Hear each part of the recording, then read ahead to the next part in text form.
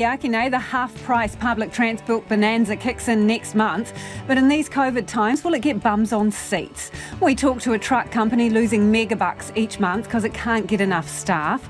China and the Solomons get cosy with a security deal that could see China's police and military deployed to the islands. It's known as the sunny Hawke's Bay. Not for the last 36 hours, will mop up the latest weather. Teachers get a lesson in teaching the basics of maths and reading. Overseas tourists are welcome back next month, but not so many thanks, says the Minister.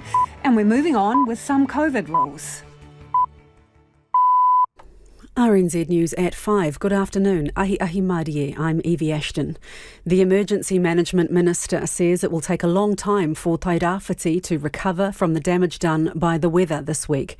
Kiritapu Allen, who spent this morning on a helicopter helping to drop off essential supplies, says East Coast people are resilient, but infrastructure and the environment have taken a hammering. She says it's the region's fifth major storm in a year. It's devastating to see some of those homes that have really just been built, or, people have really suffered in some particular areas. I'm thinking of people I broke bread with in July last year as they were being cleared out of their homes and just sorting through insurance issues, and now they're out of home again. It's gutting. The Gisborne District Council says it's hard to get a full picture of the damage done to the region, but at this stage, Tokomaru Bay appears to have borne the brunt of it. A Defence Force Unimog has been used to get supplies to isolated communities, including Te Puia Springs and Anauru Bay. A farmer near Tokomaru Bay told RNZ local helicopter operators have been pitching in as well. State Highway 35 around East Cape remains closed, but State Highway 2 between Wairoa and Napier has been reopened. The rain is still falling in Tairāwhiti and now there are strong winds. An animal evacuation group has been brought in to clear hundreds of dead farm animals in central Hawke's Bay. The carcasses are blocking waterways and making flooding worse in coastal areas. The council's livestock response manager, Lisa Harrison, says they're still trying to establish how bad the situation is.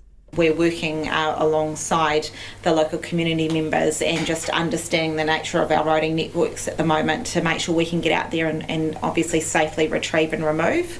But we're also aware that with the tides and the weather that we may still see a little bit more of that, unfortunately. Water restrictions in the district have been lifted this afternoon, except for Waipukuro. The number of COVID cases in Auckland is now a third of what it was at the peak of the city's outbreak. The Northern Region Health Coordination Centre says the number has been declining consistently for the past 2 weeks. Jean Edwards reports. The centre's Chief Clinical Officer, Andrew Old, says the hospitalisation rate is still high, but that too has started to decline. Figures show 43% of hospitalisations have been for Pacific people, peaking at more than 60% earlier in the outbreak. Health authorities are urging people to remain cautious, saying tens of thousands will still catch the virus in the coming weeks. For the country as a whole, 15,871 community cases have been reported today and 13 more COVID-related deaths, one of them a person in their 30s. The government wants to standardise maths and literacy teaching across schools. Its literacy, communication and maths strategy, launched today, is aimed at arresting a steady decline in the core subjects. Our education correspondent, John Gerritsen, reports. Under the strategy, time for maths teaching will be safeguarded and a common practice model developed to ensure all teachers use methods that are proven to work. They'll get more guidance on the sequence of learning they should expect from their pupils, and a specialist maths workforce will be created to give extra help. A review of the tests teachers use to figure out how well children are doing is also promised. The government says parts of the strategy, such as a curriculum review, are already being implemented. The second black box belonging to a crashed Chinese airliner has been found. All 132 people on board were killed when the China Eastern Airlines plane nosedived into a mountainside in Guangxi province on Tuesday. The Boeing 737-800 plunged from cruising altitude about the time it should have started its descent into Guangzhou. To sport, and the prospect of the Black Caps' one-off T20 against the Netherlands going ahead in Napier tonight is only 50-50. There's been heavy rain during the day and more is forecast. Should play get underway though, the Black Caps concede they're heading into the unknown. Skipper Tom Latham believes it's a win-win situation for the Dutch. It's exciting that they've had opportunities to play against the likes of us and South Africa, so I guess the slight unknowns in terms of what their side has. Obviously the T20 World Cup recently, there's a little bit of information there, but I guess it's an exciting opportunity for both sides to just go out there and try to put a good performance on the board. 3 one-dayers are also scheduled. Meanwhile, White Ferns skipper Sophie Devine is set to play in the team's final World Cup pool game tomorrow, having overcome a back injury. However, pace bowler Leah Tahuhu has been ruled out with a hamstring strain. The Hurricanes take on Moana Pacifica at Mount Smart tonight, with coach Jason Holland pleased with their form so far this Super Rugby season. They lost their opening match to the Crusaders but have since beaten the Blues and the Highlanders. In Rugby League tonight, the Warriors come up against the West's Tigers. Both teams are winless after the opening 2 rounds of the NRL competition. And European champions Italy will not play in the Football World Cup, having been stunned 1-0 by North Macedonia in their play-off. That's the news.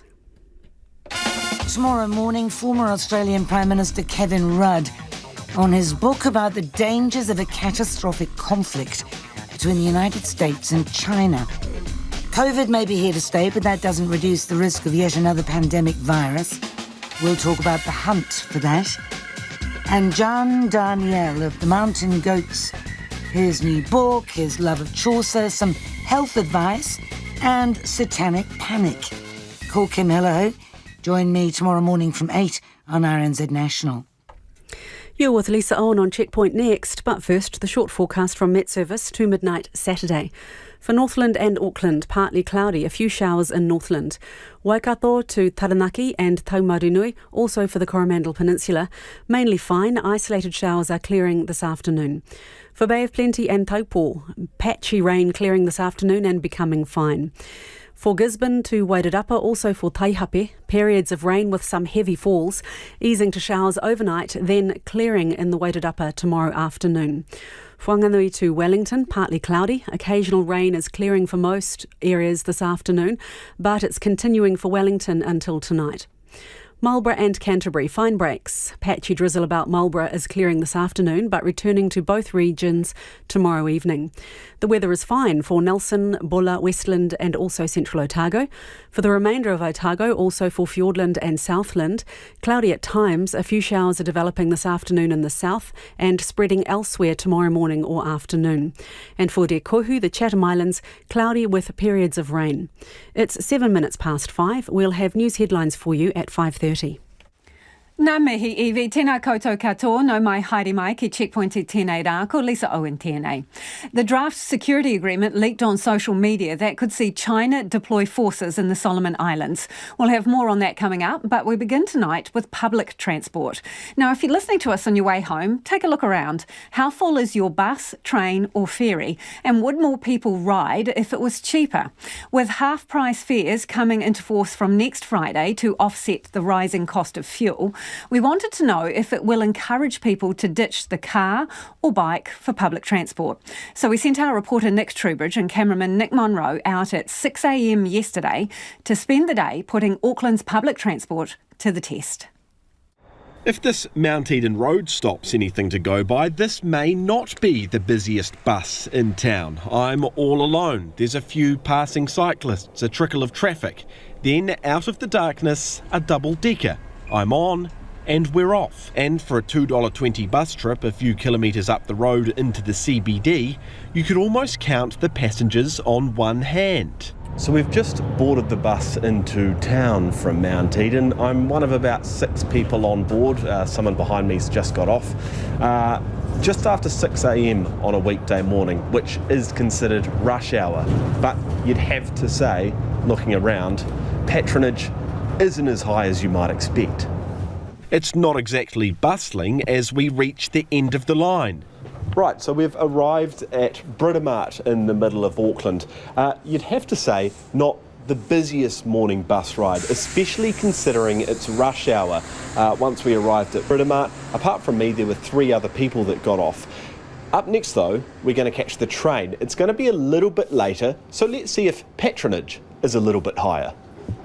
From Britomart, we travel west to test the tracks. I've just arrived at Newlands Station, where rush hour has well and truly started. There are dozens of buses going through the interchange, but we're getting the train. So let's go and see roughly how many people are on board. A trip from here to Britomart will set us back $3.90 using our AT Hop card. Before we go, we get chatting to people on the platform. They're undeterred by COVID and public transport remains king. I get the train to work every day. I work at Starship, so I get the train there and back every day, Monday to Friday, and they've definitely been quieter over the last year or so. Obviously, the school children make a big difference, certainly at this time. But yes, they have been quieter. For me, it's easy. I catch the train from here to Newmarket, then Newmarket to work, and it's a basically 5 to 10 minute walk. So, and work doesn't have enough car park spaces, so it's pointless taking a car. It's much easier just to catch the train, just sit back and mellow out. Among them is Derek Coper, Auckland Transport's Metro Decarbonisation Manager. He's armed with some numbers that, though promising, show just how much things have dropped off. Last week, buses were about 34% of pre-COVID patronage levels, up 4% from the week prior. But we're here to talk trains. And trains, as you can see, it's quite encouraging to see a lot of people here. And last week was about 30% to pre-COVID level, which is quite a big improvement on a week prior when we only had about 24% of pre-COVID levels. So those numbers are very encouraging. But enough talk, all aboard. I'm now on the train. We're on the Western Line heading into Britomart. It's not exactly standing room only, but you'd have to say it's not far off it. Perhaps surprisingly, nearly all the seats are full. But looks can be deceiving because even AT concedes this is nowhere near where patronage would be in normal times. But as we crawl into Auckland's CBD, I realise I've spoken too soon. The seats are nowhere near nearly full. Right, so we've made it into town all the way from New Lynn. A couple of observations. It was relatively busy from New Lynn up until about Grafton. Then the school kids cleared off. And you'd have to say after that patronage levels were pretty low. I'm told that's because some get off at Newmarket and get on the Southern Line, but there certainly wasn't the full seats and the sort of standing room only vibe that you might get in normal times. But what are normal times? Auckland Transport's own data shows just how much patronage has plummeted. In the week of March 2, 2020, that's a couple of weeks before the first lockdown, AT recorded 1,654,854 bus trips and 458,392 train rides. For the week starting March 7 this year, that's the most recent data, there were 570,348 bums on buses and 110,900 tickets on trains. Derek says the road to recovery is long. We don't have to look far back to see what we would like to get to. 2 years ago, we achieved 100 million passenger boardings in a year, and this is the levels of public transport usage we would like to return to. We certainly would like to encourage people to travel more throughout the day, which would make public transport more accessible and available for all Aucklanders, but also it will allow us to manage the provision of public transport in a more efficient way.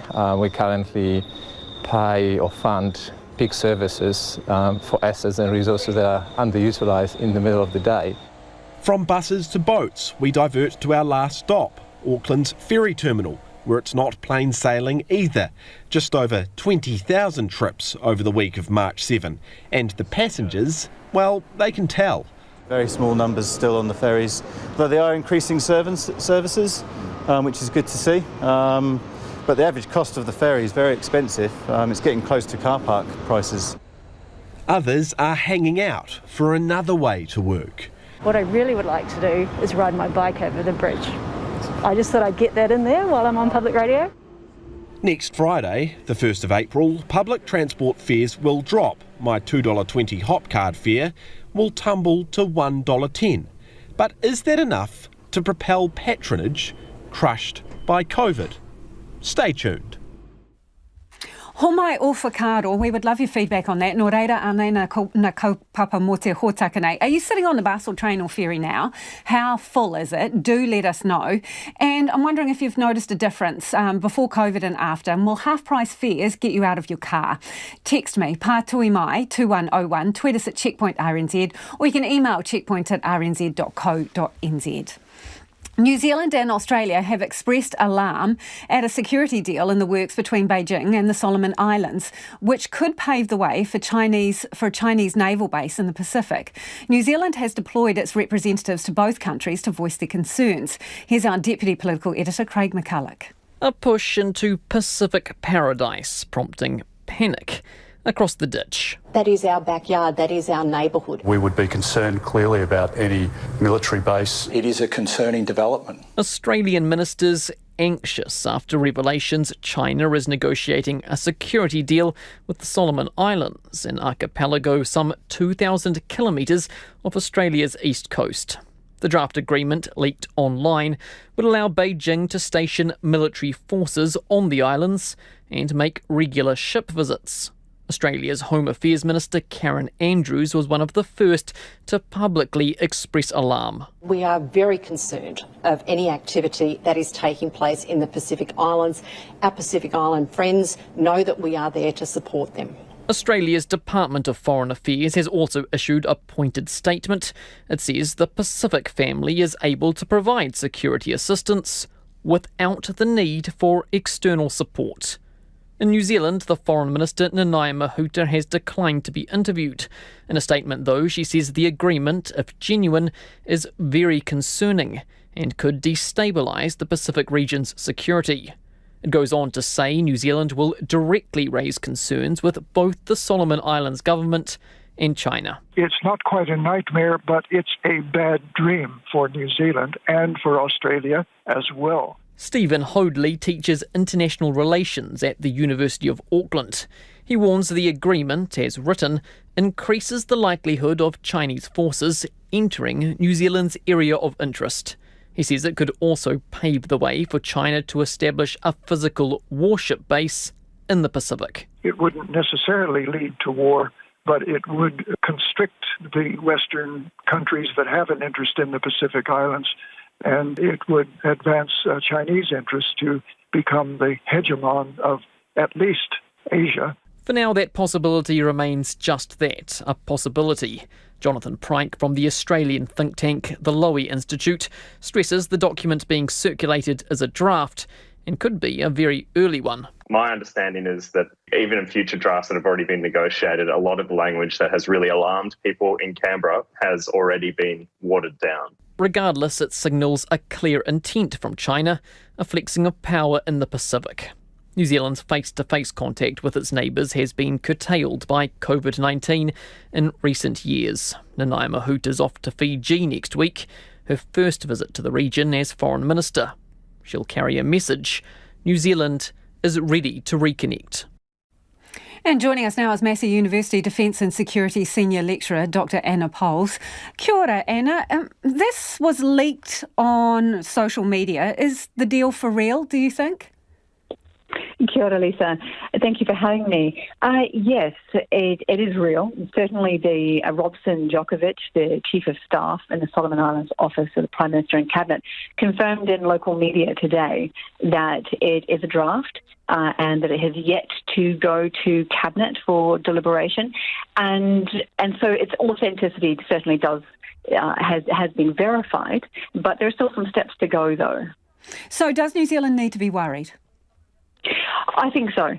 If the agreement in its current form, noting that it is likely to go through some very rigorous discussions, and there's increased pressure now given the exposure of the agreement, certainly in its current form, it is deeply concerning. It has the potential to degrade and disrupt security in the Pacific Islands region. It's ambiguous, but it's also very ambitious as well, and gives us a clear idea of what China's strategic intentions are in the region in a very public way. Okay, so what are those intentions? And the deal as it stands in this draft, what would it actually allow China to do? Well, this is where it's fairly both vague, either because it's a fairly early version or hasn't been fairly clumsily sort of written, but also potentially deliberately opaque as well. It talks about a scope of cooperation between China and the Solomon Islands, and it refers to the security personnel being deployed to the Solomon Islands at the request, of course, of the Solomon Islands government, and the kinds of tasks they could be performing, from protecting civilians to management of maintaining public order, to responding to natural disasters, and also significantly that Chinese forces could be used to protect the safety of Chinese personnel and major projects in the Solomon Islands, which is a clear signalling to protecting Belt and Road infrastructure, for instance. But what is also really significant about this is that it does suggest that China is seeking a logistical supply capabilities and material assets in the Solomon Islands to support naval ship visits. And that's so a military base, Anna? Could that be a military base? Well, it could potentially morph into one, and that's certainly the concern that officials have in Australia and New Zealand. In terms of the agreement, is there anything that suggests that China could deploy to the Solomon Islands autonomously without asking for the Solomons' permission? Are there any circumstances where this deal would allow that? Well, it doesn't, although there are some ambiguities in there, and it does refer to what it calls China's own needs, which could be read as strategic interests, and that begs the question of what happens if China's so-called needs cut across that of the Solomon Islands' national interest, as well as the interests of its partners, such as Australia and New Zealand. So there is ambiguity in there, but it does seek to reinforce Solomon Islands' sovereignty and consent. So Solomon Islands, I mean, it's a sovereign state. It can make its own deals here, can't it? Exactly, and it'll make those decisions based on its domestic political imperatives and agendas and its foreign policy interests. But at the same time, have New Zealand and Australia been having a little nap while this has been going on underneath their noses? Are we asleep at the wheel? No, I don't think so. I think there has been both Australia and New Zealand have been actively engaged in the Solomon Islands for several decades now, if not longer, but certainly proactively during the course of the regional assistance mission to the Solomons, and then, of course, in response last year to the riots in November. So it certainly isn't a case of being asleep at the wheel, but as you said, the Solomon Islands is a sovereign government, and it's perfectly within its right to make these decisions and form these types of arrangements with other countries. So if we don't think it's in our best interests, how do we, sway them back? Well, this is a challenging point, isn't it? Because Australia, certainly New Zealand policy towards the Pacific is not framed around countering China, but that certainly is an element of it, and so it should be.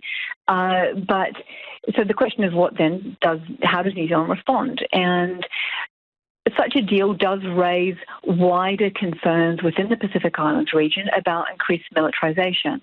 And that's something both the New Zealand Prime Minister has mentioned previously in the past, several years ago, and that's something that will be of concern to other Pacific Island countries as well. So approaching this from a regional perspective through the Pacific Islands Forum is probably the best way to go, as well as really investing in Solomon Islands. We see a lot of focus on our those Pacific countries and partners that are closer to us, but we really do need to invest a great deal in Melanesia. Thank you so much for joining us. Interesting to talk to you. That is Dr. Anna Poles there. It is 23 minutes past 5. Kia mau tonu mai. Stay with us. You're listening to Checkpoint on RNZ National.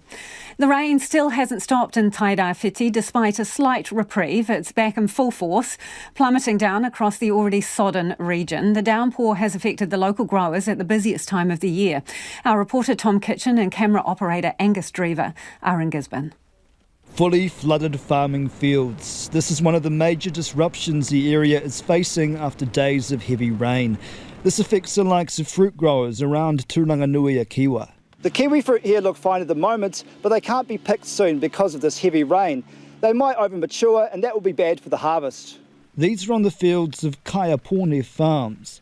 Its general manager Scott Wilson says it just pushes them out of whack. The biggest impact of this weather event for us is that it just delays harvesting of fruit. You know, we're challenged enough as it is in terms of labour supply, and every day, I guess at the moment, while we're not out there picking fruit, we're getting a day behind. It's a vital time of year. There's only one crop a year, and this is the big payday, I guess, in terms of bringing that through to the market. Leader Brand produces vegetables and salad for distribution across the country. Its CEO Richard Burke says there's only been minor effects on the produce. It's reasonably big rain, so harvesting's come to a bit of a hold over the last few days, and so is planting. So and we've seen a certain amount of surface flooding and those sort of things around the place, but nothing too dramatic, just enough to really hold operations up in that. But where it's hit them most is on the highways. Our main road both ways out of Gisborne shut, and it's shut in the same places. You know, the road north is flooded in exactly the same places it always does, and for us we kind of get frustrated that we have rain like this and the road is closed, because it really affects what our business can achieve. He's calling for investment in roads with less vehicles on them. When infrastructure investment is built on a number of vehicles, we don't have the number of vehicles. So we've got all of this investment into productive assets, and we don't qualify for the major investment in road and infrastructure. Emergency Management Minister and local MP Kitty Allen was out on a helicopter today, mainly dropping off medical supplies and food. But the real purpose was to really make sure that we had good eyes across the key areas, infrastructural areas obviously, but also as well as welfare, making sure that all the systems are connecting, that small communities that are isolated have the basics that they need to get through the next period of time. In Tokomaru Bay, she says locals are making the most of the impassable river. So last night, when I drove up to Tokomaru Bay, there was a whole crew of folks on their horses. They'd come up through the back and they'd been able to drop down. There's certainly a whole range of ways that people are crossing the river at the moment. But she says the bridge might not be back in operation for a while yet. We're hearing, perhaps a couple of weeks, but working out interim solutions that might enable things like four-wheel drive access for partial, so that there is some connectivity. Met Service is forecasting rain for the next 7 days in Tūranganui-a-Kiwa. Although it might not be as heavy as it's been, there's no end in sight for the region that's been through so much. And to some of your feedback now on public transport, half-price public transport deal from the government comes in from next month.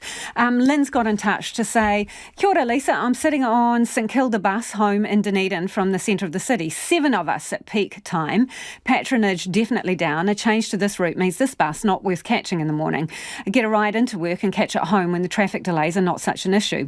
Cost here still the same as that introduced with COVID, $2. Reduction to half price will be great, but buses here are not well used anyway. Of note in Otago, the only public bus service are Dunedin and Queenstown, so rate changes mean little to the rest of our region. Thanks for getting in touch, Lynn. And speaking of transport, a Taranaki company servicing trucks is bleeding money while borders remain closed. Makuri's Trucks in New Plymouth estimates it's losing hundreds of thousands of dollars a month because it's short on mechanics and engineers and can't fill the vacancies locally. Owner Paul Makuri joins me now. Hi, Paul. Hi, Lisa. How are you? I'm very well, thanks. But you've obviously got some staffing problems. What kind of staff do you need? How many of them? We need diesel technicians, diesel mechanics. We'd like 4 now. We've currently got 18, but we just need 4 more to get to a good place, and a few more on top of that would be nice. And our engineering shop required at least another 3 or 4 people too to get us to where we should be. So is it not possible to find these people locally, or what's the market like? We've been trying and all sorts of different avenues, and we're not getting local people. Traditionally, before, even 2 years ago, we were bringing 3 or 4 people in a year from overseas, and just without being able to do that in the last 2 years, it's really made it hard. So what does that mean in practical terms for your business? What are you missing out on here? Well, we're annoying customers because we can't keep up with the demand. In the trucking industry, people want stuff done now. It's people's tools, their trucks. Time off the road is no good for them. So we need to be very reactive on how we operate to get them through and get them back on the road. And we're just not able to offer that at the moment. And money-wise? Yep, losing out. How big? We estimate about probably 300,000 a month. That's on labour that we're missing, and of course, when you've got guys in the workshop, they're selling oil and they're selling parts and that sort of stuff to go to the vehicle. So a combination around about that figure. That's a hell of a chunk of change. That must hurt. Yeah, it does, and we've really been just in maintain mode the last 18 months, 2 years. We built a new workshop just before COVID, and our expectation was to add some growth into the industry for our area, but we just haven't been able to do that. So you say you're annoying customers a bit. In terms of your turnaround times then, right? Normally when someone would come to you and you've got a full deck of staff, how quick are your turnaround times and what have they stretched out to? Well, if you rang up today, we'd be able to get you in the next 3 days. At the moment, for some repairs and some services, we're out to 10 days. And in terms of staffing, right, so you want to look overseas, what's the deal with COVID and the borders? When's the earliest you can get these workers here? Well, we keep getting told that the border's opening, but we can't actually apply for our immigration status to be accredited until May 24th. And once the company's been through that, then the overseas people that we have lined up, they can apply in June. So we're not going to see people realistically, if it stays as it is, until August, September. So that's a long way off. How do you manage in the meantime? We just keep struggling and we keep doing what we do, and our crew here are doing a really good job with what we've got. But it is adding stress into everybody's daily life. And we're conscious of that, and we can't be working, all night and day. Our guys are still here working at the moment, but, we've got to get the balance right too. So the 3:30 beers on a Friday are a thing of the past, eh, Paul? Yeah, absolutely. I'm missing those.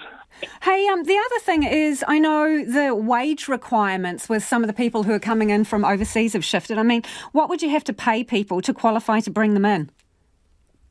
It's conflicting things there on different types of visas, but guys in our industry, the guys that we're talking about, you're sort of anywhere between $30 to $40, maybe even more in some areas around the country. The highly qualified, highly skilled guys, and they're coming in and doing a good job and going to get rewarded. But it's a shame that we can't get local people to do that. So, Paul, what's your message to government about the border and getting people in on these visas, and also local talent, people who might want to train up to do this? Yeah, local talent, definitely. We've just taken on some adult apprentices. We have 8 apprentices here at any one time, so we're doing our part there. Getting into the trades is a really great skill. As far as the government, we just really need them to look at speeding up the process. It's been long. It's not just our industry, it's cars, it's boat shops, it's bike shops. Everybody's in the same predicament. And, the turnover that our automotive industry is losing is big. You mentioned adult apprentices that you've taken on, Paul. Ballpark, what would be your oldest apprentice that you've taken on? Oldest one I've taken on, I think, is 38. And come from another industry and has a truck license and that sort of thing. So into vehicles, into trucks, which is goes a long way here. Good to talk to you, Paul. Thanks for joining us. That is Paul McCurdy, who owns a trucking business there in Taranaki. And as he says, he's losing about $300,000 a month because he's short on labour.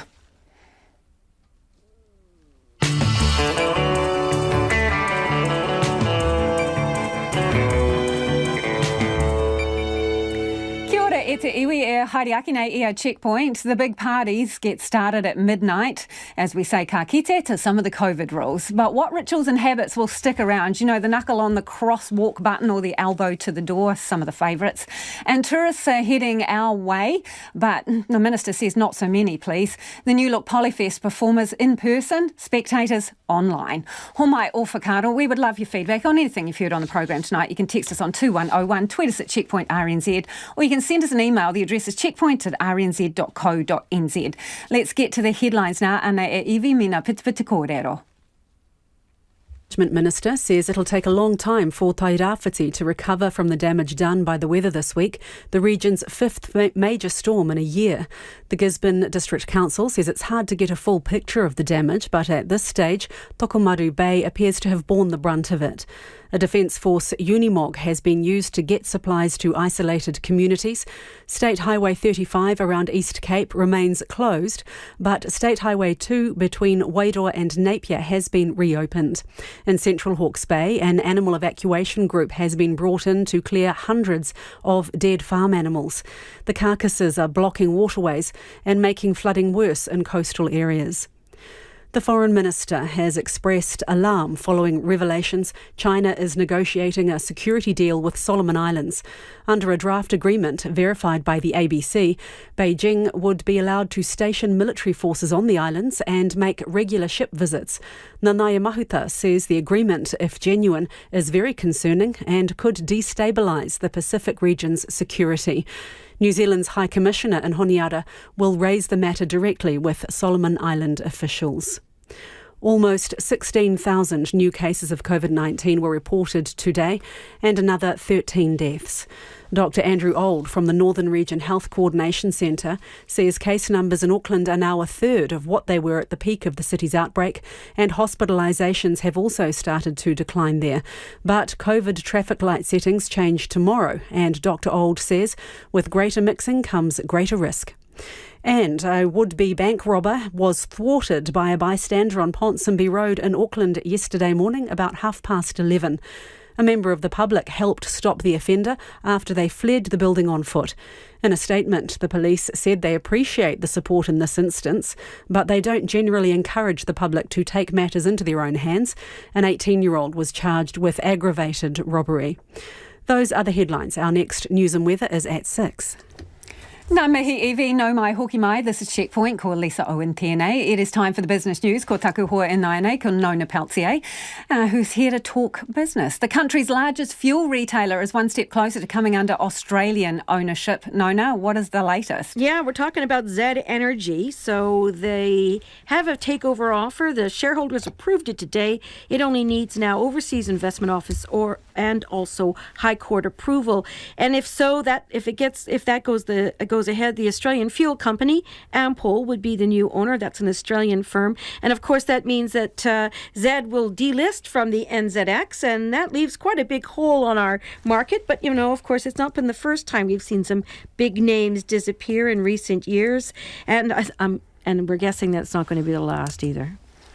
Hey, Nona, what about NZME, right? So it's going it alone, negotiating a publishing deal with Google over content. So is it everybody for themselves now? And what are the details? It's an interesting one. So back in August last year, NZME said they were talking to Google about some kind of a deal for news content.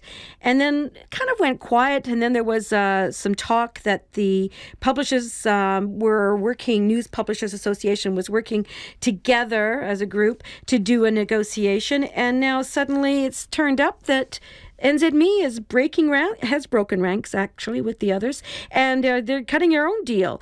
Now, we don't know exactly what the deal will be, but back in August when Michael Boggs was talking about it, he said it was probably only going to be some sort of maybe a bit of a modest increase in income.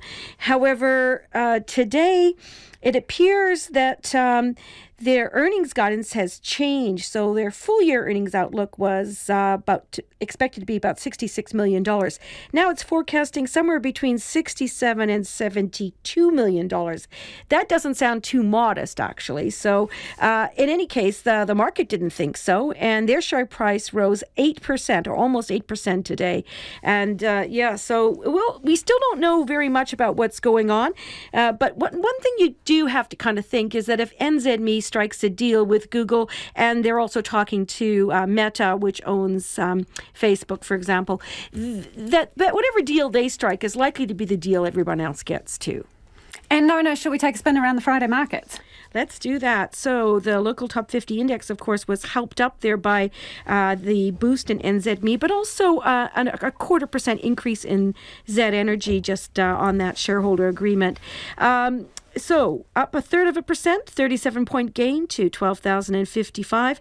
And the New Zealand dollar is steady, 69.8 US cents, and 92.8 Australian, and 52.8 British pence. Thanks, Nona. Ka kite, Nona Peltier there with business news. The number of COVID cases in Auckland is now 1/3 of what it was at the peak of the city's outbreak. The Northern Region Health Coordination Centre says the number has been declining consistently for the past 2 weeks. But the centre's clinical director, Dr. Andrew Old, says that doesn't mean it's over. Although we are continuing to see high hospitalisation rates here in Tamaki Makaurau, they have thankfully started to follow the trend in case numbers and have also started to decline over the past week. Although new admissions are falling, we're still admitting an average of over 100 people per day to our regional hospitals with COVID-19, and tens of thousands more people will still get COVID-19 in the coming weeks. It's important for all of us to remember that past the peak does not equal out of the woods. Another 15,871 community cases of COVID-19 have been recorded today, and a further 13 deaths, including one person in their 30s. 899 people are in hospital, including 27 in intensive care. Dr. Old has also outlined the disproportionate impact of the outbreak on Auckland's Pacific people. Pacific peoples have made up about 28% of all Omicron cases in Auckland to date, but that's peaked at over 50% of cases earlier in the outbreak. 43% of all hospitalisations in this outbreak have been for Pacifica peoples, and similarly that peaked at over 60% early in the outbreak. Thankfully, the number of new Pacific cases has halved in each of the past 2 weeks. An estimated 70,000 Pacific people have caught COVID-19 since August last year. While from midnight, all crowd limits are off for outside events as COVID restrictions are loosened. Most vaccine mandates and vaccine passes go on April 4th. But winter is on the way and we've still got thousands of cases a day, so what should we expect? Joining us now is cellular immunologist Dr. Anna Brooks. Kia ora, Anna. Kia ora, Lisa. Do any of the changes announced around the COVID rules particularly concern you?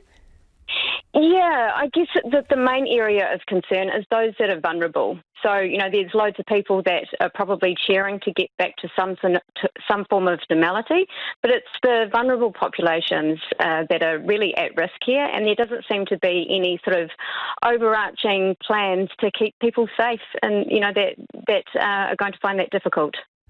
And we've got winter coming, right? So what should we expect there? Because we basically haven't really had flu for 2 years, have we? Well, exactly. So on top of our COVID outbreak, we're going to be welcoming in, through the borders, all of the other winter illnesses that happen. And so that's going to compound things here. So, yeah, I guess the key thing here is that the vulnerable community are sort of feeling abandoned and somewhat defeated, that there's no sort of long-term or, basically limiting long-term harms and minimising infections is not really part of the plan. What would we need to do to achieve that, limiting long-term infection? Well, it's a difficult one, isn't it? We absolutely know that protections from vaccinations are critical, but we still aren't there even in that capacity. We know that that numbers are down in boosting. We know that under 5s are unvaccinated, and we know that children are only at the beginning of their vaccination schedule. So there's loads of people who are vulnerable from vaccination alone. Then our vaccinations, yes, one layer of protection, but they're only one. They don't make us bulletproof. We want to make sure that, there's a lot of awareness about trying to not catch this virus as much as possible. It is not get the virus and get it over with. We've got a long road ahead. Immunity wanes. We don't know what's coming next. And as you've just said, we've got winter coming too. So it's a very difficult sort of situation to say, what can we do? But I think a lot of it is awareness that, don't sort of just welcome in and get infected because you think that's it. We need to keep those protections up, keep masking, normalise masking.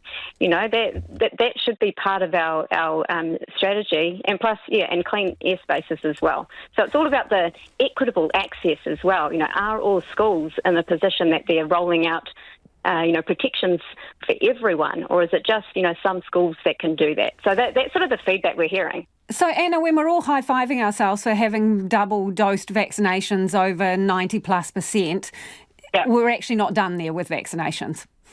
Far from it. Far from it. Our immunity is going to wane, and that's why the boosting is so protective, is because our immunity drops off, and we needed that boost to really protect against Omicron, because Omicron evades the immune system. That's why a lot of us get symptoms from Omicron, is because we've only got some level of protection, and we don't know what's coming. So absolutely, we just don't know what's down the line. So we don't know whether that's going to be new vaccinations, a different strain. We don't really know what's coming. So it's about not letting our guards down and protecting those around us. Wear masks to protect yourself and others. So in saying that, we're welcoming tourists back, right? So is that where we're going to get the flu, over the border? Yes. Yeah, that's what we've seen in the past. That's how flu circulates around, comes through the border. Yeah. And what do you know of this super cold that has been reported in Australia? Is that just a bad cold that we're not used to because we haven't had them for a while, or is it something else?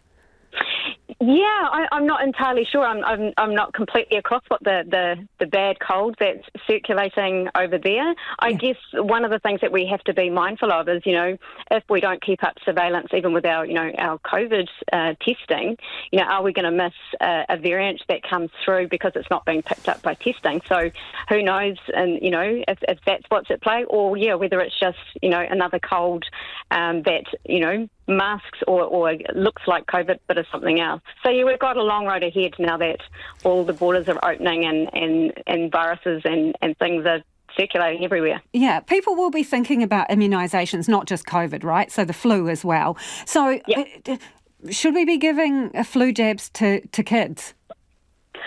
Well, yeah, that's a good question. I mean, I think that the bigger risks for children at the moment are, like getting through the COVID vaccinations, plus also their normal childhood immunisations as well. We've got to be mindful of measles. We've got to be mindful of all the normal vaccinations that they have to keep up with as well. Whereas, flu generally is the adult population that gets those. So, we hope that, I guess the main strategy here is to keep up with the standard immunisations so that, everyone is getting protected. Right, so we're currently at a red light setting. The government's going to have a look at it at April 4th is the first date for review. Do you think that it is achievable to move out of red before the winter is over? Well, that's a difficult situation, isn't it, I think, because it depends how this Omicron wave goes and whether anything, appears before if we get more waves happening. We've apparently sort of peaked in Auckland, but, will we get another wave back? And will our immunisations against COVID hold up? We just sort of don't know. We have to also remember reinfections are happening. That doesn't get talked about much here. It's I've had my triple dose, then I get my Omicron. Am I fine? No, you're not fine. You could get Omicron again, and it is happening. So it's going to be a precarious time ahead to sort of see, are we ready to drop more restrictions around this? But it's likely, I would imagine, because there's such that pressure to get back to supposed, our new normal. But I think that's going to be a nervous time for those who are vulnerable, and I think that's the critical thing here. It's populations of people who don't walk around appearing vulnerable. We're part of society, and all of a sudden we're not going to be protected, and we're at risk of severe illness and the long-term impacts. So there's no focus on that either. We absolutely know that some people are going to be impacted by this virus and may not recover, and there's just no focus on long-term mitigations, essentially. Appreciate you joining us. That is Dr. Anna Brooks, who's a cellular immunologist. Hard to get your mouth around that one. It is 2 years today since the country was plunged into level 4 lockdown. Hand sanitisers became the hottest property in town. We queued outside the supermarket. We went for walks and more walks. And while hopefully the days of lockdown are behind us, what about the new traits we picked up? Using your elbow to open a door or washing your hands with renewed vigour. Our reporter Louise Tanuth went to ask people what COVID habits they're keeping for good. When COVID landed on these shores, it came with a whole new set of words. Bubbles, social distancing, cases, clusters and genome sequencing. Add to that hand sanitiser, masks, arrows on the supermarket floor. Working from home, flexible working, COVID has fundamentally shifted the way we operate. Yeah, a lot more elbows on buttons, not touching people as much, no hugging, all that kind of stuff. I think it's just a habit that we're all going to be in, and it will be just everyday routine. So with restrictions loosening and the border reopening, what goes and what stays? More conscious of germs, washing your hands all the time, constantly, not just before dinner but regularly. Not going out as much as I used to before, I guess, just because everything is real difficult. I guess I take more supplements now than I've taken before, so I feel like I'm pretty much covered. Dr. Sarah Cowie is a behavioural specialist researching how our decisions and actions are controlled by events that happen in our lives. She says it's inevitable the pandemic has changed our daily habits. They create big changes in our immediate environment, so they prevent us from doing things, and we have to find new ways of getting around problems and engaging in things that we find enjoyable or that we need to get done. We are kind of forced to explore new alternatives, using online shopping, switching to Netflix instead of going to the movies, working from home. The mental load that a pandemic brings is also a huge factor. And when we are experiencing high levels of uncertainty, that can lead to increased anxiety. We are more attentive to things around us, things particularly like social cues, what other people are doing. Social conformity is quite important. Seeing what other people are doing and doing the same thing gives us a feeling of safety in a sense. She says with the government set to review the traffic light settings on the 4th of April, a shift to orange at some point could be a challenge for those heading back to the office. When we find ourselves in a situation where suddenly there are a lot more people on the bus and you're sitting next to somebody, that's going to be very uncomfortable at first because it's very unusual and we haven't been doing that for a while. Some habits will persist, but others won't. And old and new habits may even fight against each other. We've been forced to change what we're doing, and by accident, sometimes we've discovered much more effective ways of doing things. So it'll be interesting to see if those persist and if we end up replacing certain things that we used to do with these much more effective ways of doing things. New ways of doing things, some of them here to stay for some people. Yeah, I'm still keep scanning and see how things goes, but that makes me feel, more comfortable. The new habits now feeling like old habits. Central Hawke's Bay is the latest region to be battered by wild weather, with 30 roads closed today. While some have reopened, significant closures are in place, coupled with water restrictions that officials say could last days. Our reporter Jake McKee has been there today.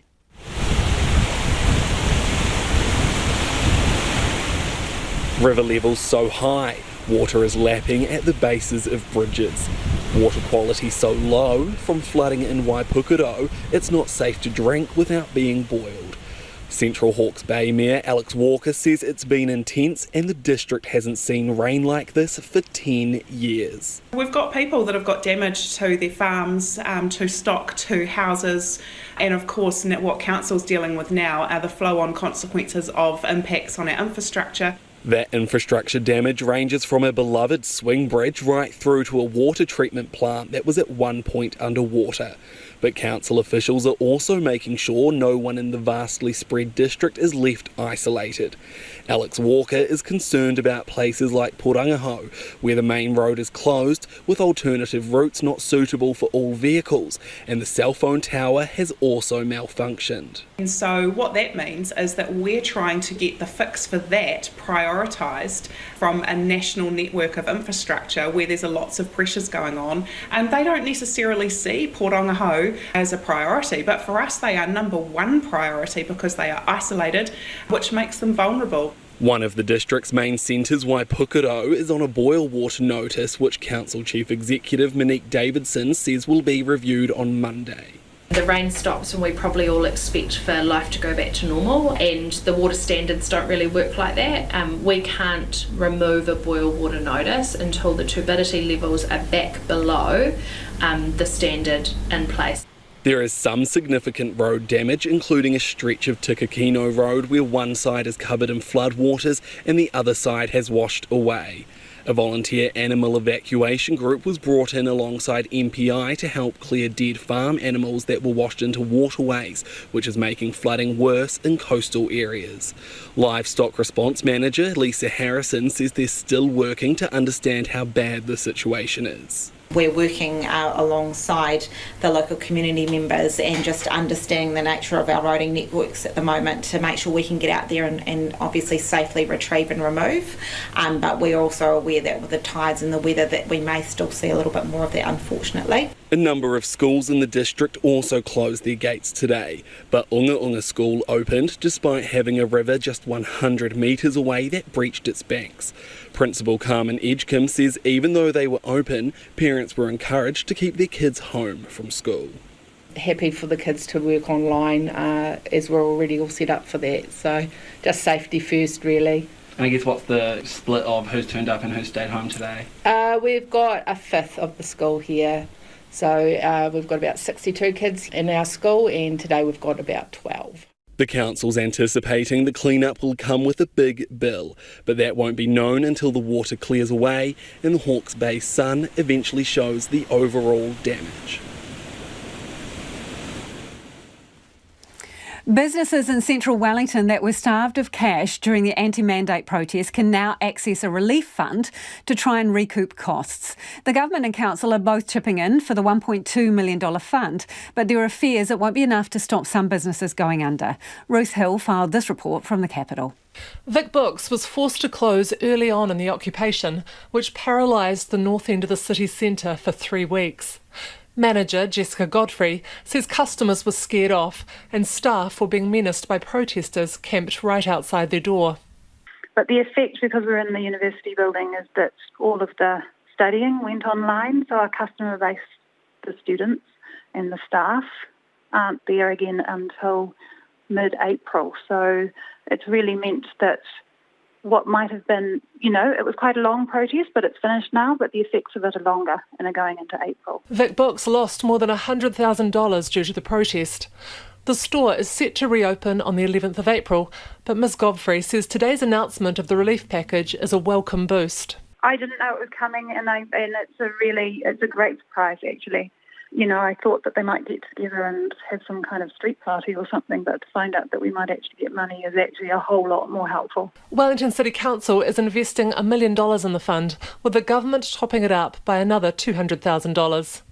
Mayor Andy Foster says the protest was a double whammy for many businesses, coming on top of the big drop due to the Omicron outbreak, which turned the central city into a ghost town. We know that many, particularly of our hospitality businesses and our retail businesses, are right on the edge. Some of them told us, this was last month, that they had sort of 2 to 4 weeks to go before they would have to close the doors. And that's what we want to try and do everything that we can to get them through. In order to qualify for a one-off payment of up to $30,000, businesses must have experienced a drop of 50% or more in revenue during the occupation. Mr Foster says that won't be a problem for most, who saw their turnover more than halve. Would more money have helped? Absolutely would have done. We did reach out to government and ask for something along the lines of about $6 million to support a voucher system to encourage people to come into town and have a bite to eat or go and shop in some of the smaller retail outlets. But, we've got this fund here and we'll make this go as far as we can to help those businesses. Economic Development Minister Stuart Nash says the government's contribution is in the range of what it usually gives to mayoral relief funds after major disasters like floods. However, he says the government already has its COVID relief package in place for businesses affected by the pandemic, and this was a separate matter. Perhaps the Mayor was conflating a lot of the issues that are going on in the Wellington CBD that are seen all over the country, whether it's Auckland, Hawke's Bay or Wellington. And this was people making their own risk assessments and staying away as opposed to anything that was caused by the occupation at Parliament. Retail New Zealand Chief Executive Greg Harford says the relief fund is a start, but $1.2 million won't go very far considering the impact on businesses right across the city. And what we've seen is that people just haven't come back since the protest. Wellington businesses are still trading very substantially down, often into the 40% or 50+% down, and it's really unsustainable for those businesses to carry on in some cases. Retail New Zealand is really encouraging Wellington residents to get back into the city, support your local shops, support your local restaurants, because ultimately those businesses won't be there if they don't have the support of the public. Mr Nash says there's no edict that says people have to work from home at the moment, but workers and bosses are making their own risk assessment. He's confident that once the Omicron wave has receded, people will return to the city. People will self-isolate for about 6 weeks before they go, I want to catch up with my mates or go out for a beer or head into town or go back to work. So that's what the evidence shows. Let's hope that's the case. But whether their favourite shop or cafe or bar will still be there when Wellingtonians return remains to be seen. Some feedback on public transport. This listener says, I'm a Wellington City bus driver sitting on my couch with COVID. Not in a rush to come back either. It's not just Countdown that has customers refusing to wear masks. I could point to the guy who gave it to me as well. Hope he's happy walking up Mount Vic now. RNZ News at 6. Good evening, kia ora tātou, ko Evie Ashton tēnei. The Emergency Management Minister says it will take a long time for Tairāwhiti to recover from the damage done by the weather this week. Kiritapu Ellen, who's been helping to drop off essential supplies, says East Coast people are resilient, but infrastructure and the environment have taken a hammering. She says it's the region's 5th major storm in a year, and it's devastating to see people who were only just recovering from flooding last year being flooded out again. A sheep and beef farmer says more damage has been done to his Tokomaru property this week than from Cyclone Bola in 1988. Bill Busby says he feels especially bad for those worst affected on the southern side of the washed-out Tokomaru Bay Bridge. A lot of these little families live on the coastal areas, Waipara Bay, Inara Bay. A lot of them are retirees with not a lot of resources. They've been very hard hit. And, that's pretty hard on a pension when you've second time been flooded. Very difficult. Tokomaru Bay had another severe flood last June that left many with damage to their homes. The Foreign Minister has expressed alarm at revelations China is negotiating a security deal with Solomon Islands. Under a draft agreement verified by the ABC, Beijing would be allowed to station military forces in the islands and make regular ship visits. Nanaia Mahuta says if the agreement is genuine, it could destabilise the Pacific region's security. A Massey University lecturer in defence and security, Anna Poles, told Checkpoint it could pave the way for the establishment of a Chinese military base. New Zealand's High Commissioner in Honiara will raise the matter directly with the Solomon Islands government, and contact will also be made with China.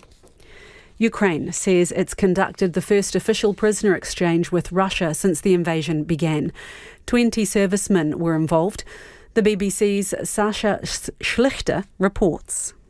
Irina Vereshchuk, Ukraine's deputy prime minister, has written on Facebook that the first formal POW exchange was conducted today and involved 10 Ukrainian soldiers and 10 Russian occupiers. In a separate exchange, 11 Russian civilian sailors who'd been rescued from a ship that sank off Odessa were swapped for 19 Ukrainian seafarers from a ship captured by the Russians while they were trying to seize Snake Island in the Black Sea on the very first day of the war. That was a huge story back then because it was feared the sailors were all dead. The United Nations has documented almost 40 cases of Ukrainian civilians being abducted, detained or subjected to enforced disappearance in Russian-controlled areas. Families are often denied any information about the fate of those being held. Ukrainians say they fear an escalation of kidnappings as Russia tries to assert control over towns it captures in Ukraine. A spokesperson for the UN's Human Rights High Commission says those being targeted are mostly local mayors and councillors, journalists and people who are vocal about their pro-Ukrainian position. The tourism minister says the industry can no longer be built on the back of cheap labour. Stuart Nash has told the Otago Tourism Policy School the industry needs to be more sustainable, and that also means improving staffing practices. He says the wages of workers in tourist towns may not always reflect high living costs.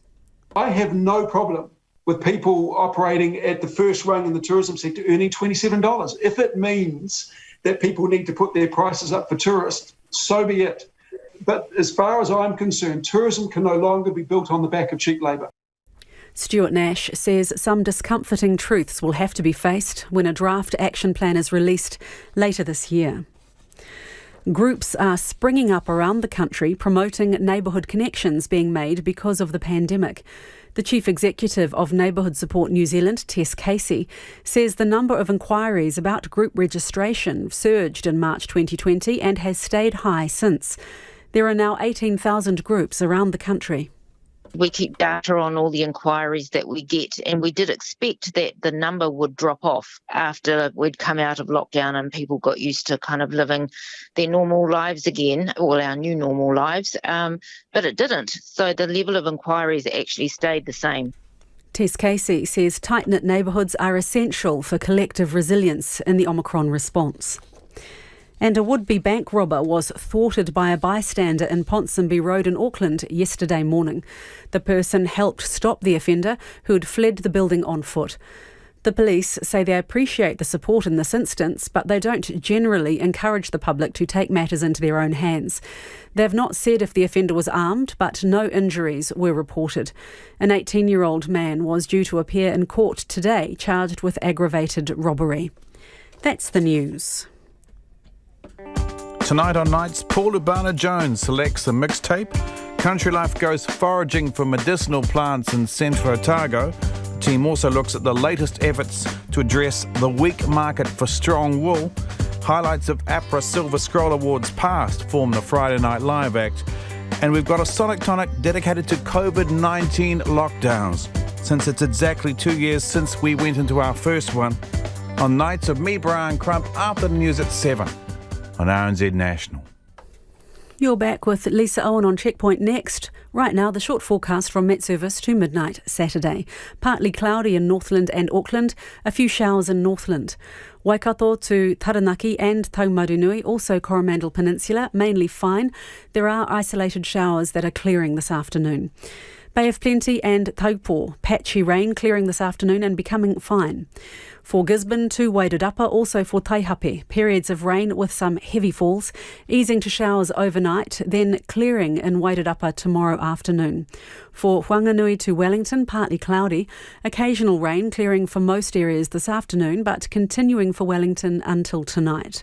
Fine breaks in Marlborough and Canterbury, patchy drizzle about Marlborough clearing this afternoon, but returning to both regions tomorrow evening. Fine in Nelson, Bulla, Westland and also Central Otago. For the remainder of Otago, also for Fiordland and Southland, cloudy at times. A few showers are developing this afternoon in the south and spreading elsewhere tomorrow morning or afternoon. And for Kohu, the Chatham Islands, cloudy with periods of rain. It's coming up to 7 minutes past 6. We'll have news headlines for you at 6:30. Kia ora rā e ho, no mai hoki mai. This is Checkpoint, ko Lisa Owen tēnei. The government's going to tell teachers how to teach the basics as part of a major overhaul of maths and literacy teaching. Launched today, the Literacy, Communication and Maths Strategy is aimed at reversing this country's 20-year decline in tests of maths, reading and writing. It promises dedicated time for maths lessons and a focus on proven approaches to teaching children the 3 R's. Here's our education correspondent John Gerritsen and cameraman Samuel Rillstone. Children's performance in international maths and literacy tests has been falling for years, and the literacy leader at Berempore School in Wellington, Michelle McCracken, says it's top of mind for teachers. So it's very much on top for us, and very much based on the data that we're gathering about the kids. You know, anecdotally, when we have the kids in front of us and kind of the standardized approaches, we're also seeing this worrying trend of low levels of literacy from our children walking in the door, but also walking out the door on the other side. Today, Associate Education Minister Jan Tinetti announced the government's going to do something about it. Yeah, what we're doing is a strategy going forward for our young people now. We've got to look at putting a line in the sand and saying enough's enough, and this is what we're doing here today, and this is our strategic focus of going forward. She unveiled a strategy aimed at ensuring teachers are using methods of teaching that are proven to work. That means teaching reading with more focus on phonics or the sounds different letters make, and less grouping children according to their perceived ability. Jan Tinetti says many of the measures are already available, but teachers need training so they'll adopt them more widely. Teachers don't want to do bad practice, because no teacher I've ever worked with has ever wanted to be bad in front of a classroom of young people. But they need the supports and the resources to lift their practice. They want this, but they need to be supported in doing that, and we're up for that challenge, and that's why we have to start with the strategic focus that we've launched here today. At Berempore School, the principal, Mark Potter, says teachers have never stopped using phonics, but he agrees they need more help finding the most effective teaching strategies. There's been a lot of work having to be put in by each school, each teacher, to try and make sense of what's out there. What this report is looking at doing is trying to remove a lot of that burden, to actually get some really good, qualified, experienced people to pull together a sound plan, idea of progression that means a lot of that burden is not on the school and the individual teachers. The principal of Wellington's Discovery School, Kayleen McNee, was at the strategy launch. She says she believes it will work. It talks about partnership, the actions moving forward are going to be done in partnership with the right people. And as I said, the link to the curriculum, with that happening at the same time, the refresh of the curriculum, I'm optimistic that that's going to give us greater clarity for our teachers to know what to teach, when to teach it, how to do it best. The strategy also promises a review of the tests teachers use to figure out how well children are doing. Testing was central to the national standards in reading, writing and maths that were axed by the incoming Labour New Zealand First government in 2018. But Jan Tinetti says this will not be national standards light. Absolutely not. This is an evidence-based approach. I'm quite clear on that. Funding for the strategy is expected in the government's budget in May. The Tourism Minister is warning the industry cannot and should not try to turn back the clocks and return to its former glory. Stuart Nash gave the opening address at the virtual Otago Tourism Policy School today, calling on the industry to step up as a regenerative sector. Tourism reporter Tess Brunton has more. In 2019, the tourism industry was a different beast, grappling with the struggles of rapid growth that put pressure on the environment, communities and infrastructure. At that time, more than 5 million tourists were predicted to visit Aotearoa by 2024, and the industry had set its sights on earning $50 billion in the year after that. Today, Tourism Minister Stuart Nash presented his vision to a vastly altered industry. COVID-19 changed the world, and we can't expect that tourism will remain unchanged. We're unlikely to see an immediate return to 2019 levels, but nor should we want to. It was unsustainable, and some of our communities were bearing the brunt of this impact. He says the industry should ensure Aotearoa as a whole is better than it was before, a regenerative approach. It was the theme of the virtual Otago Tourism Policy School, which sought for tourism to have a more holistic role in benefiting the country. Stuart Nash says tourism also needs to become an industry where workers don't just get by, but thrive. Really does my head in when people say we need to only pay the minimum wage for workers. You know, the cost of living in a lot of our tourism towns is really, really high. We should all be paying the living wage. And I know $27 is greater than the living wage, but, you know, I have no problem with people operating at the first rung in the tourism sector earning $27. If it means that people need to put their prices up for tourists, so be it. But as far as I'm concerned, tourism can no longer be built on the back of cheap labour. Nadine Toitoi runs Kohutapu Lodge and tribal tours in Murupara in the Bay of Plenty, where forestry, not tourism, is the main employer in town. We knew we had to take our community and our people along with us for the ride, and they had to benefit just as much as we did, even if that meant we would go without, so our community could have. And yes, we have done that before. She thinks it's time to shake up the idea of high-value tourism. We are not a 5-star lodge. We do not have 500 thread count sheets on our bunk beds. But the feeling you get when welcomed into our rohe, in our community, our whānau, our home, and the privilege our visitors get to talk with and to engage with our people, that is priceless. Canadian tourism expert Professor Daniel Scott says the industry has been kicking the can down the road on climate change for years, and now they're out of time. The pandemic has shown us, quite strikingly, the lessons of the effects of global environmental change on tourism.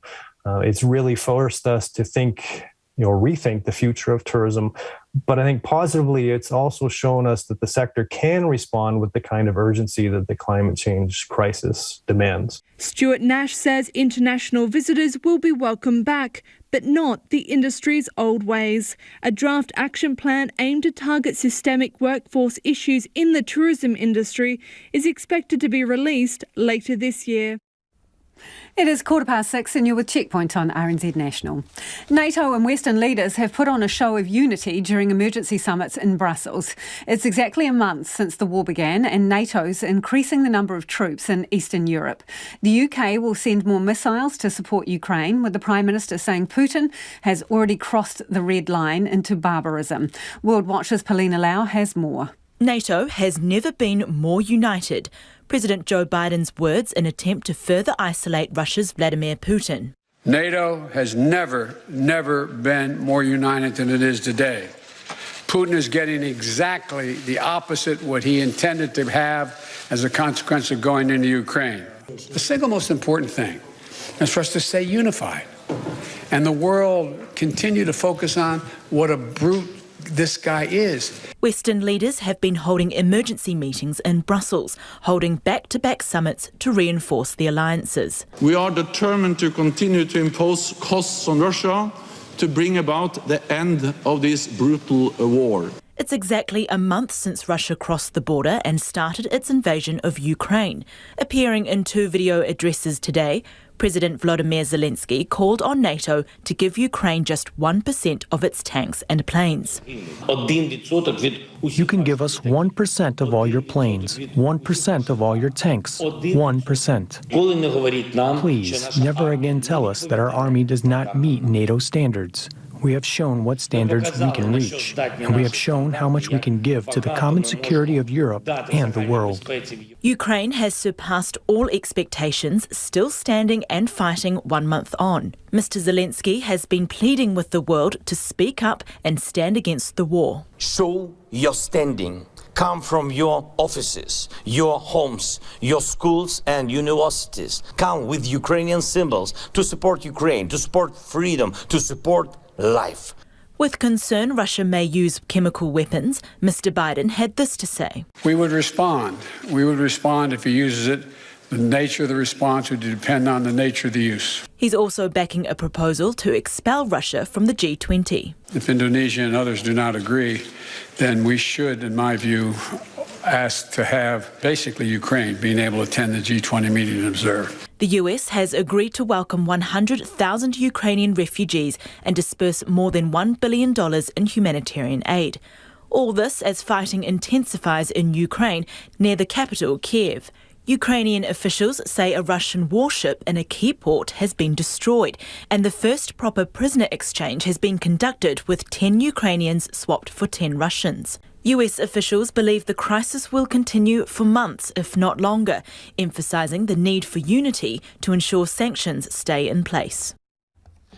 And time for some more of your feedback. This is on the half-price public transport tickets that come in next month, part of the government's plans to help with the cost of living.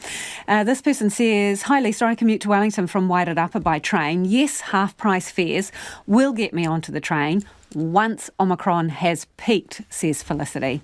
And another listener says, "As a person with a chronic health complaint, I used to catch the buses all the time. Even if they offered free fares, I would still keep driving my own car until the COVID risk is lower. I don't like taking my car, but being in a vulnerable population, private transport is safer for me." And Polly from Auckland's got in touch to say, "My workplace moves into new premises in Auckland's CBD at the start of May. I'll be taking the bus on account of the half-price deal. It's a great incentive to start a new habit." Good point, Polly. Thanks for getting in touch. Flood-affected residents in Eastern Australia are wondering if they can continue living in their homes. Some have had their homes destroyed by flooding for a second time in a decade, and they're simply not prepared to stay for a third. State governments and local councils are considering land and home buybacks, which flooded residents say need to be regarded as a matter of life and death. The ABC's Caitlin Gribben reports. Yes, this is the downstairs area of our home. As you can see, the water's been up. Rebecca Sparks is usually the stoic one in her family. Sorry, got to make me a bit emotional. So the water come through. But today it's all hitting home. Through these roller doors. That's about shoulder height where you're standing. You know, if the kids had been down here, they probably would have all drowned.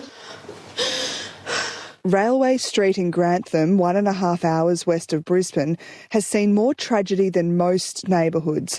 In 2011, floodwaters ruined Rebecca Sparks and her family's 2-storey home.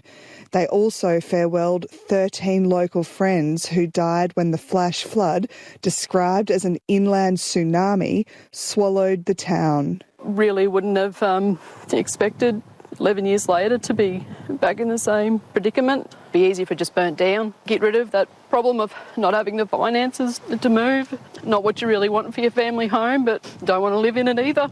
After the 2011 flood, her insurance company didn't offer a cash settlement, so Rebecca Sparks and her husband couldn't afford to pursue a land swap to higher ground that was being offered.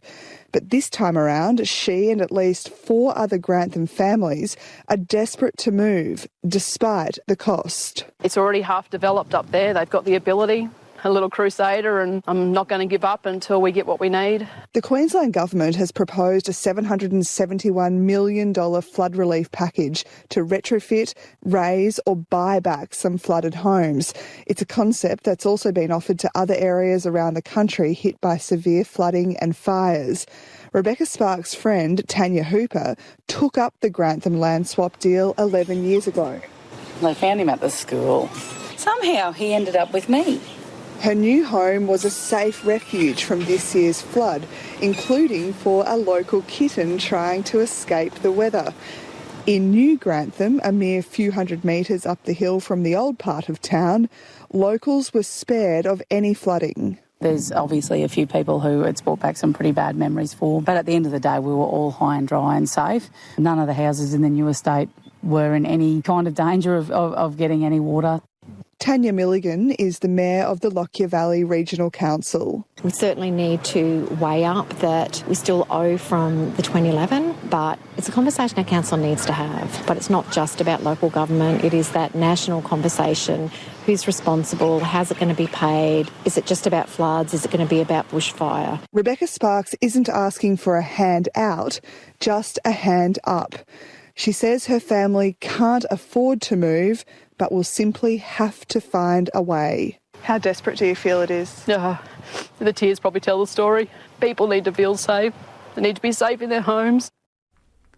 The Taliban has reneged on their vow to allow girls to attend high school despite repeated promises since taking power last August. The UN Secretary-General says the decision is deeply damaging for Afghanistan. CNN's Paula Newton reports. For the first time in more than 7 months, Afghan schools reopened Wednesday for a much-anticipated return. But it was a day that ended in heartbreak, tears, and anger for many. After the Taliban announced girls above 6th grade must stay home. That decision came just hours after schools had reopened, many eager female students arriving back only to find they wouldn't be let inside. Why are they playing with our future? We have rights. We are humans from this country. We want to be free. We just want to continue our education. Is it a sin that we are girls? A Taliban news agency said the delay is so uniforms can be designed according to Sharia and Afghan customs, but the decision is viewed by many as an excuse, as condemnation rings out across the globe. This is a betrayal of public commitments that the Taliban leadership made to the Afghan people and to the international community. In a tweet, Nobel laureate Malala Yousafzai says, "I had one hope for today, that Afghan girls walking to school would not be sent back home." But the Taliban did not keep their promise. They will keep finding excuses to stop girls from learning because they are afraid of educated girls and empowered women. Others also expressing dismay. This is of grave concern at a time when the country desperately needs to overcome multiple intersecting crises. No country can grow by excluding women and girls from education. I mean, the fact that we still have to say this in the 21st century. In recent months, the Taliban have repeatedly insisted they would not go back to how things were in the late 90s and early 2000s, when women and girls were banned from working or going to school. It has been 7 months since this now iconic scene of thousands stranded at the airport in Kabul, desperately trying to leave after the Taliban's takeover. Now, those left behind seeing human rights withering away, among them, the tearful schoolgirls whose hopes of an education are now shattered.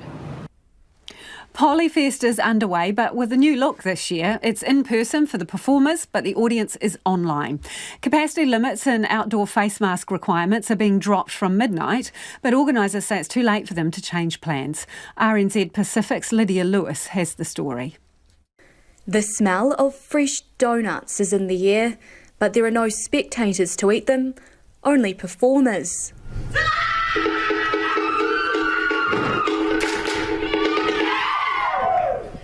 Papatoetoe High School teacher Michaela Bailey is just thankful the event went ahead. The fact that we still managed to have so many students involved and perform, considering more than half our team has been in isolation in the last 3 weeks.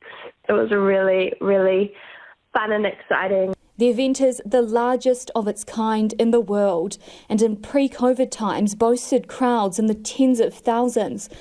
But this year, students are performing to cameras and their friends and families have been huddling around phones, computers and TVs to watch. But it was definitely a very different vibe to normal because usually I'm sitting right up the front, right close to them, jumping up and down and screaming for them, and it was really, really different. Avondale College Deputy Principal Brenda McNaughton says students have overcome so much to be at Polyfest. There is definitely a feeling of carrying a torch for those who, through no fault of their own, are not able to celebrate this year. All of our different groups feel that keenly, that they can go along to celebrate and carry that torch for communities that can't have their voice at Polyfest this year.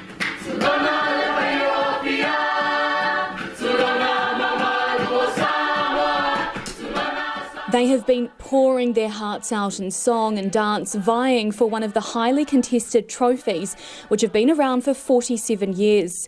One of those students is 15-year-old Auckland Avondale College's Sally Toloa. She has recently arrived in New Zealand from Samoa. Her teacher says Polyfest has changed her from a shy young woman into a leader. It is hard with COVID-19.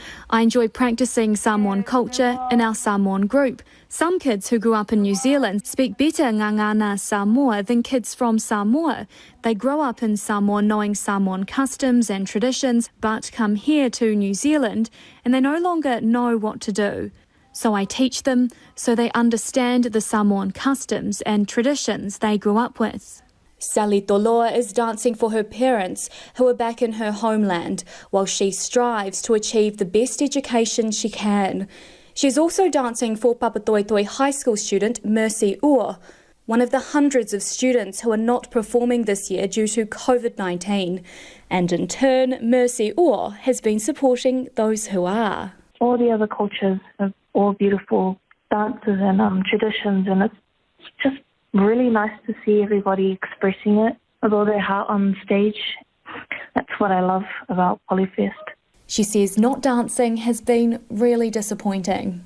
COVID's been a real pain, especially stopping from events like Polyfest. Early this week, I also had COVID too, so yeah, it wasn't very fun.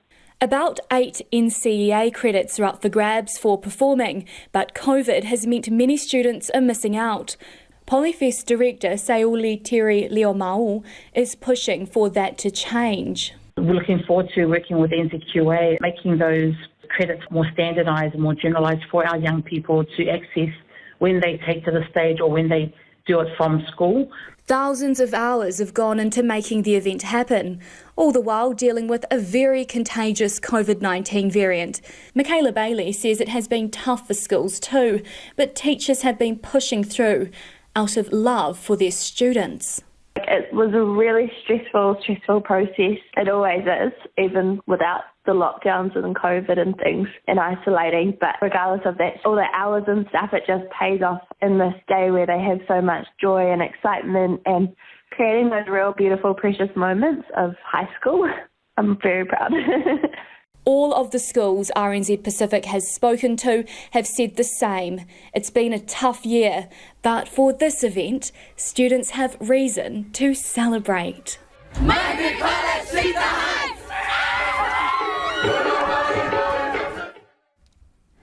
And last word from you guys goes to Ray, who's got in touch about public transport and driving your own vehicles.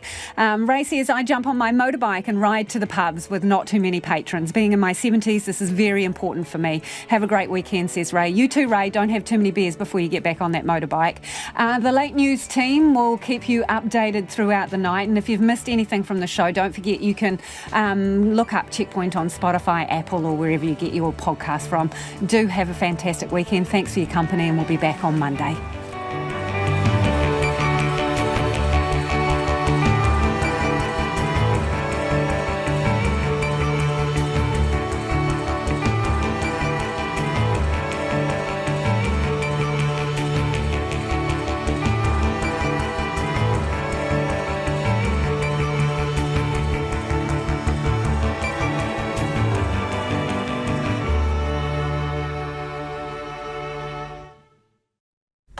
RNZ News headlines at 6:30. Kia ora tātou, I'm Evie Ashton. A farmer in Tokomaru Bay, north of Gisborne, says this week's storm has done more damage to his property than Cyclone